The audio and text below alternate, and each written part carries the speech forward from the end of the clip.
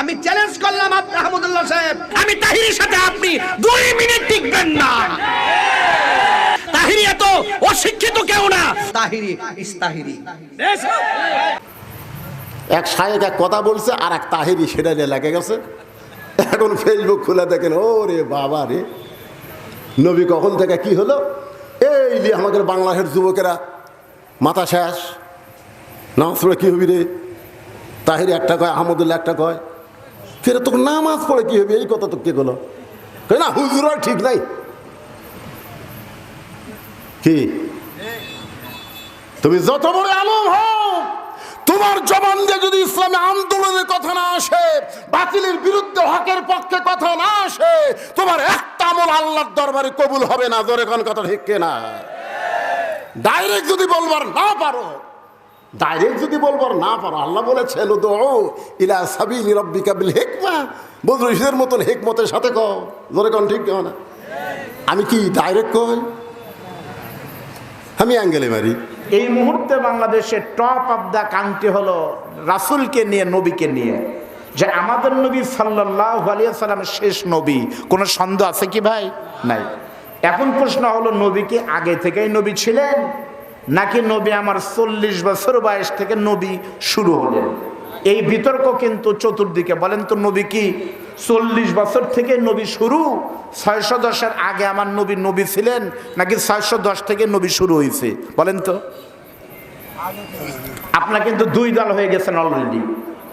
আসলে এই বিতর্ক এত বিতর্ক হতো না যদি শায়েখ আহমদুল্লাহ একজন বড় মানুষ, তার এই কথার কাউন্টার যদি তাহিরি সাহেব যদি না বলে, অন্য কোনো ব্যক্তি, অন্য কোনো আলেম যদি, এনায়েতুল্লাহ, ডক্টর এনায়েতুল্লাহ আব্বাসী বলেন, অন্য কোনো ঘরানার আলেম যদি বলতো, তাহলে এটা নিয়ে এত নাচানাচি কিন্তু হতো না।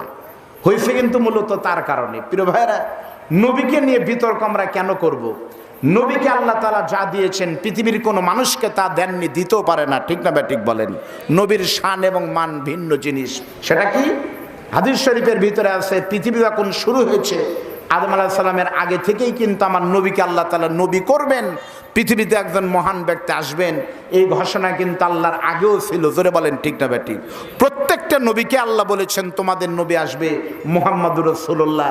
তার প্রমাণ হলো বাইতুল মুকাদ্দাসে নবীকে প্রত্যেকটি নবীর ইমাম বানিয়ে কিন্তু সাইয়্যিদুল আনবিয়া করেছেন। আগমনের দিক থেকে হযরতে আদম আলাইহিস সালাম হলেন প্রথম পয়গম্বর। আগমের দিক থেকে, ধারাবাহিকতার দিক থেকে আদম নবী হলেন প্রথম নবী। কিন্তু সম্মানের দিক থেকে যদি বিচার করতে হয়, আমার নবী কিন্তু 610-এ 40 বছরের নবী আমার নবুয়তটা প্রকাশ পেয়েছে, কিন্তু আল্লাহ তাআলা নবীকে তৈরি করেছেন কিন্তু শিশু বয়স থেকে, জন্মের আগ থেকেই। জোরে বলেন কথা ঠিক না বেটি? নবীর জন্মের সময় অনেক কিছু প্রকাশ পায়নি, বলেন পায়নি? তাহলে নবী যদি স্পেশাল মানুষ না হবেন, ওনাকে আল্লাহ বিশেষ মর্যাদা নাই দিবেন, তাহলে কেন এই ঘটনাগুলো ঘটলো বলেন? আপনাদের আমাকে বোঝান, কেন নবীর সিনা সাক হলো, অন্য কারো হলো না? এজন্য বলা হয় আন নাবিয়্যু নাবিয়ান লাউ কানা সাবিয়ান। নবীরা নবী, সেটা যত ছোট হোক, পয়গম্বরের মর্যাদা কিন্তু ভিন্ন। আমাদের এবং নবীর মর্যাদা 3টে জিনিস কোনোদিন এক হবে না। সাধারণ মানুষ আর নবীর ভিতরে পার্থক্য 3টি। বলেন কয়টি? আমার বন্ধুগণ শোনেন, 1 নম্বর পার্থক্য, এই পৃথিবীতে প্রত্যেকটা নবীকে আল্লাহ তাআলা ওহী দিয়েছেন, যা পৃথিবীর কোনো মানুষকে দেন নাই। আমি আব্দুল বারী রশিদি এখানে যদি 1 ঘন্টা আলোচনা করি, আমার কাছে মনে হবে আমার কথার কোনো ভুল হয়নি। কিন্তু আগামীকাল যদি আমি এখানকার কোনো লাইভ যদি দেখতে থাকি নিজে নিজে, তাহলে দেখব নিজের অজান্তেই কিন্তু বহুগুলো ভুল হয়ে গেছে, যেটা আমি আগে কিন্তু টের পাইনি। তার মানে বক্তার আলোচনায় কিন্তু ভুল হতেই পারে, নেতার আলোচনায় কিন্তু অসংখ্য ভুল হতে পারে। আমার নবী জীবনে যত কথা বলেছেন কোনো ভুল নাই, বরং নবীর প্রত্যেকটা কথাই আল্লাহর কথা। বলেন সুবহানাল্লাহ। 1 নম্বর ওহী। এর জন্য আলেমরা জানেন ওহী কিন্তু 2 প্রকার, একটা ওহী মাতলু আর একটা গয়রে মাতলু।